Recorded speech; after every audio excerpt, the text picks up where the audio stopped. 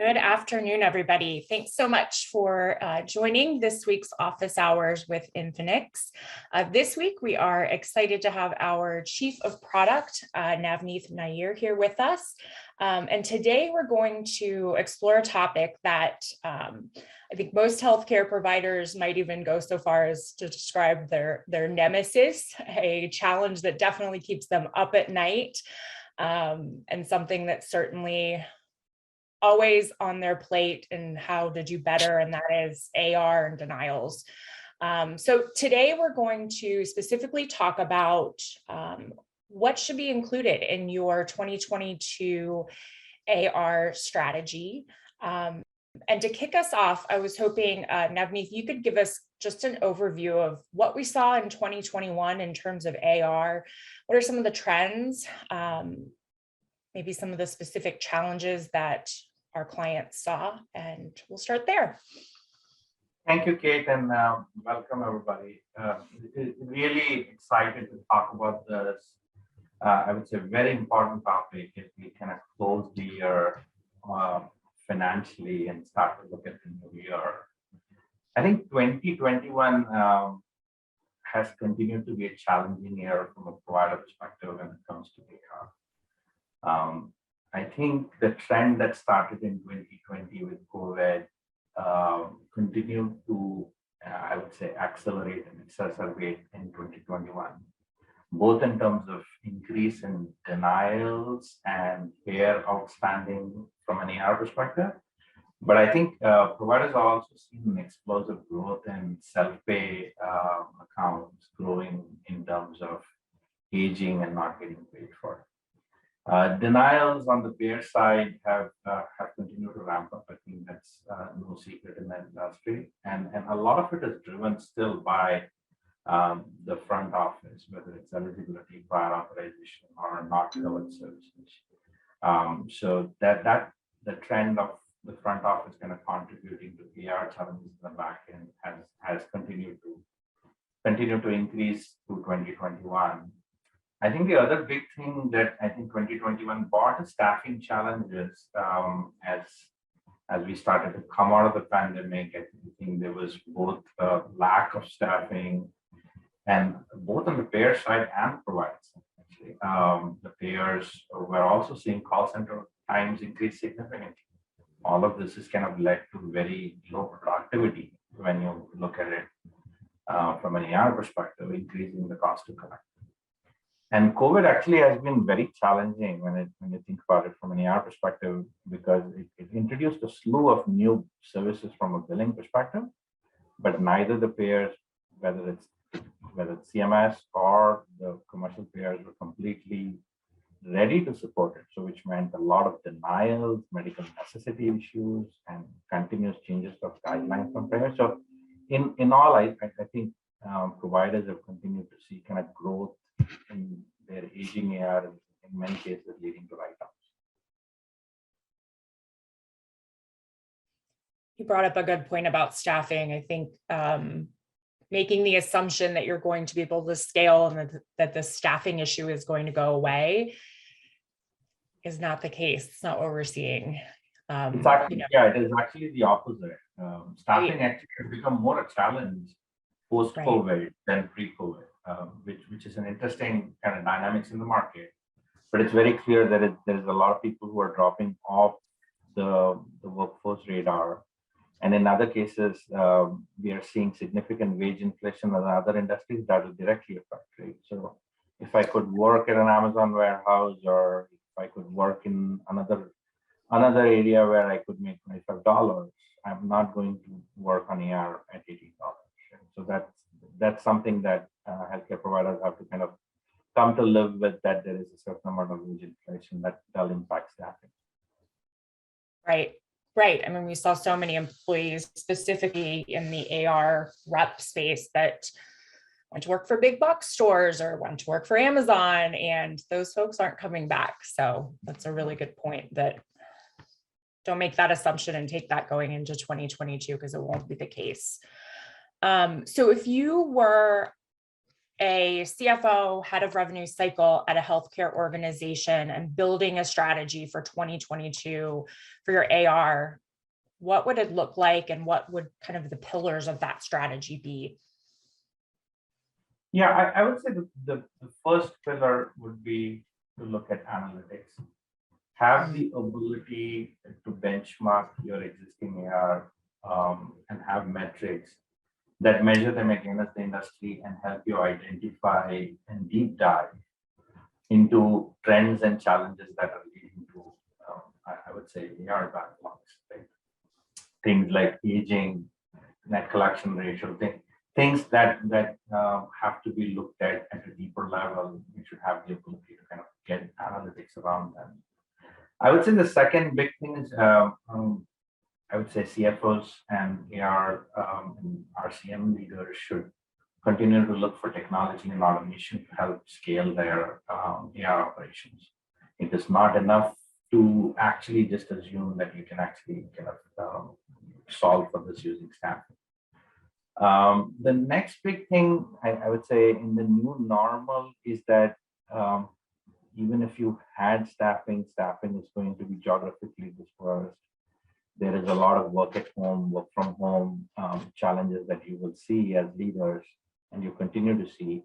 So having a good workflow solution that's very purpose-built and focused on AR and can actually measure both productivity and effectiveness of the staff is going to be important as you actually deploy staff towards AR.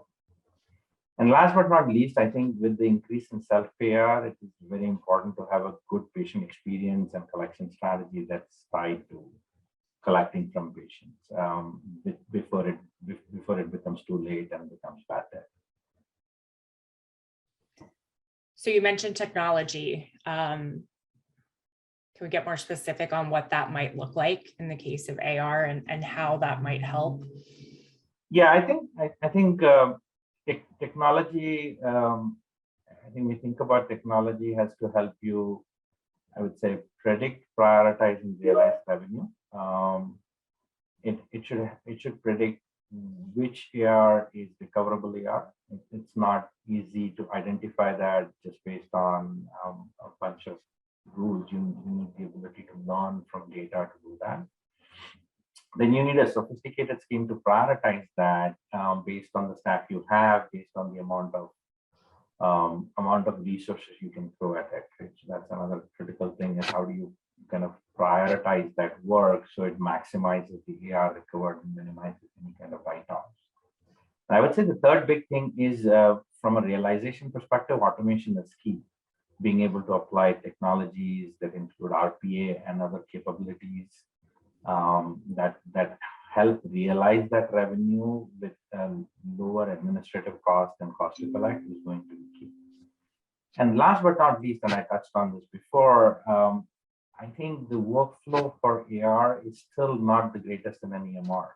It gives you the ability to do it, but I think you need AR-specific workflow solutions that actually help you identify and prioritize the AR that you're working, but more importantly, also measure effectiveness and productivity. So I think you need a combination of these capabilities to really, from a technology perspective, to scale your AR business.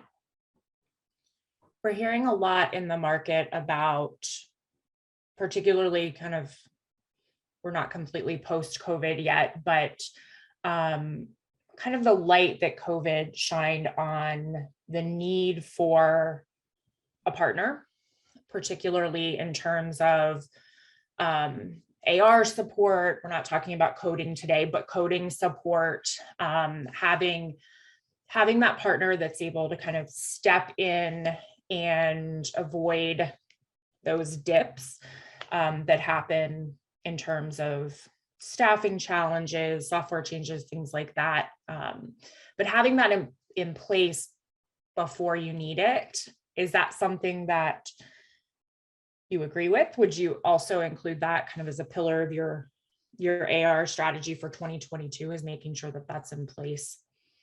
Yeah, I would say a very strong partner that can help you scale your AR from a staffing perspective is very important. I think technology only goes so far in terms of solving the AR challenges. It still needs um, good resources who understand kind of payer guidelines and actually can deal with payers and help resolve AR. And it's difficult to find or train them very quickly in the market. So it's essential to have a partner that can absolutely help you scale. Not only just from a staffing perspective, but also from an expertise and best practices perspective. Somebody who can bring not just the people, but also domain expertise, but and I would say best practices from a workflow appeal perspective for AR. That's a great point, bringing in that expertise as well. Having that third-party perspective can be really helpful for organizations, especially when you're too close to the situation to really take that 30,000 foot view. If you were to take one thing out of those pillars of your 2022 strategy, I know that's asking you to play favorites, but what would it be?